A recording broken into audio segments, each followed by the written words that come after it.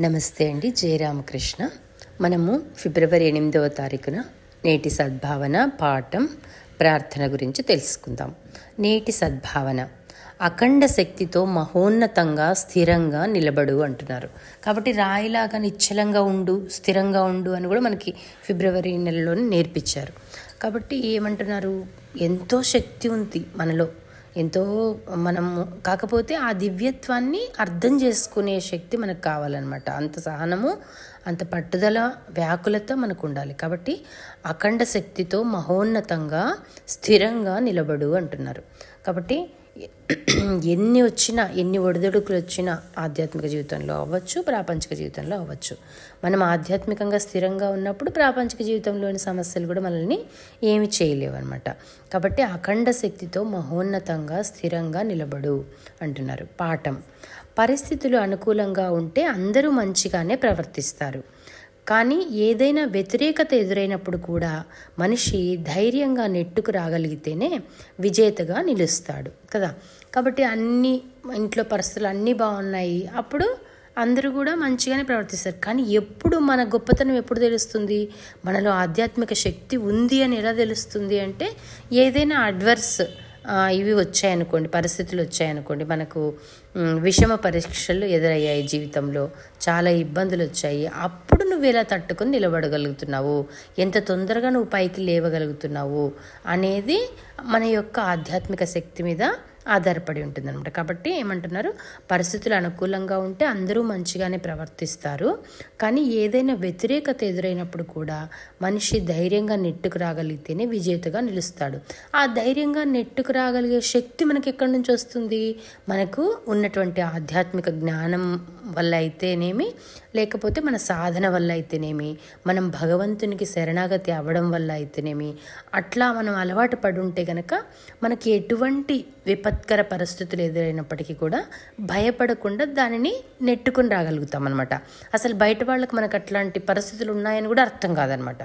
ఎవరెళ్ళి అన్నీ నాకు ఇలా ఉన్నాయి అలా ఉన్నాయని చెప్పుకోరు ఆధ్యాత్మిక జీవితంలో ఉండేవాళ్ళు. కేవలం ఒక గురువు దగ్గర, ఒక భగవంతుడి దగ్గర మాత్రమే వాళ్ళ సమస్యల్ని చెప్పుకుంటారనమాట. అదే ప్రాపంచికులు అనుకోండి, గోరంత ఉంటే కొండంతగా చేసుకుని బాధపడిపోతూ ఉంటారు. వీళ్ళు కొండంత ఉన్నప్పటికీ దాన్ని గోరంతగా చేసుకుని సంతోషంగా ముందుకు వెళ్ళిపోతూ ఉంటారు పరిస్థితులను ఎదుర్కొంటూ అనమాట.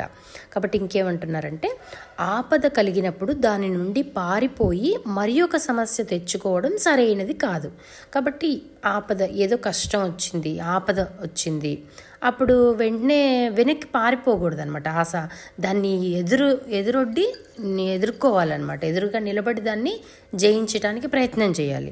అప్పుడు అది పారిపోతుంది, మనకి ఆ సమస్య కనపడకుండా అయిపోతుంది అనమాట. కాబట్టి ఏమంటున్నారు, ఆపద కలిగినప్పుడు దాని నుండి పారిపోయి మరి ఒక సమస్య తెచ్చుకోవడం సరైనది కాదు. మనం దాంట్లో నుంచి బాహ్య పరిస్థితుల్లోకి పారిపోయామనుకోండి, మనకి ఇంకా కొత్త సమస్యలు ఎదురవుతాయి అనమాట. కాబట్టి అట్లా తెచ్చుకోకూడదు అని చెప్తున్నారు. భగవంతుని మార్గదర్శనం చేయమని నిజాయితీగా ప్రార్థించాలి. మనకెప్పుడు కూడా ఏమంటున్నారు, బాహ్య పరిస్థితుల మీద ఆధారపడకుండా మన అంతరంగం మీదే, ఇది అంతరంగ అన్వేషణే కదా. మన టాపిక్ అంతా కూడా అంతరంగాన్ని ఎలా అన్వేషణ చేయాలి, దాని నుంచి ఎలా బెనిఫిట్ పొందాలి మనము నిత్య జీవితంలో, ఆధ్యాత్మిక జీవితంలో అని కదా. కాబట్టి భగవంతుని మార్గదర్శనం చేయి తండ్రి, నాకు ఈ మార్గం చూపించు, నాకు పలానా సమస్య వచ్చింది, నేను పారిపోదలుచుకోలేదు, దాన్ని ఎలా ఎదుర్కోవాలో నాకు శక్తినివ్వు, నాకు యుక్తినివ్వు, నాకు జ్ఞానాన్నివ్వు అనేది మనం ఆయన్ని వేడుకోవాలి. అప్పుడు ఆయన మనం నిస్వార్థంగా నిజాయితీగా ప్రార్థన చేస్తే పలుకుతాడనమాట. పలికి మనకి అర్థం చేయిస్తాడు, ఇలా వెళ్ళు ఇలా వెళ్ళు అని. మన మనసే ఒక గురువుగా మారి మనల్ని గైడ్ చేస్తుంది అనమాట. అలా మనము తయారవ్వాలి అని చెప్తున్నారు. కాబట్టి ఇంకేమంటున్నారు, మనం పరమాత్మునితో ఎంతగా సంబంధాన్ని ఏర్పరచుకుంటే అంతగా శక్తిశాలురం అవుతాము.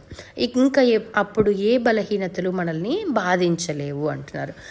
ఒక్కటే వీళ్ళు చెప్పేదంతా భగవంతునితో ఎలా కనెక్ట్ అవుతారు, కనెక్ట్ అయ్యి కాన్స్టెంట్గా ఎలా ఉంటారు, అలా కనెక్ట్ అయినప్పుడు ఏదైనా సమస్య వస్తే మీరు వెనక్కి వెళ్ళిపోతారా, భగవంతుని నమ్మకుండా మామూలు మనిషిలాగా తయారవుతారా, లేదా ఇంకా శరణాగతి భావాన్ని పెంచుకుంటారా? ఇదే టాపికే అన్ని రకరకాల కోణాల్లో విశ్లేషణ చేస్తున్నారనమాట. కాబట్టి ఒక్కటే మనం తెలుసుకోవాల్సింది, బాహ్యంలో ఎటువంటి సహాయము మనకు లభించదు, బాహ్య పరిస్థితుల నుంచి, వ్యక్తుల నుంచి. అంటే పర్మనెంట్ సొల్యూషన్ మనకి ఎప్పుడు దొరకదు. కాబట్టి అంతరంగంలో ఉన్న భగవంతుని మీద ఆధారపడాలి. అప్పుడు ఏమవుతుంది, మన మనసే గురువుగా మారి మనకు అన్నీ కూడా విషయాలు అర్థం చేయిస్తుంది, ఆ జ్ఞానాన్ని యుక్తిని అన్నీ ఇస్తుంది. మనం ఆ సమస్యల నుంచి ఎలా తట్టుకుని నిలబడగలగాలి, ఎలా మంచి వ్యక్తిగా ఎలా ఎదగాలి అనేది అన్నీ కూడా అర్థం చేయిస్తుంది అనమాట. అంటున్నారు, ఏ బలహీనతలు మనల్ని బాధించలేవు అంటున్నారు అనమాట. ప్రార్థన. ఓ అనంతాత్మ, నీ దయామయ హస్తంతో నన్ను పట్టుకో. నా జీవితంలోని అన్ని సందర్భాలలో, సుఖదుఖాలలో, జయాపజయాల్లో, గెలుపు ఓటముల్లో నన్ను విడవకు. కాబట్టి నన్ను పట్టుకునే ఉండు అని మనము అడుగుతున్నాం అనమాట. మనం ప్రార్థన చేస్తేనే ఆయన పట్టుకుంటాడు కదా మనల్ని.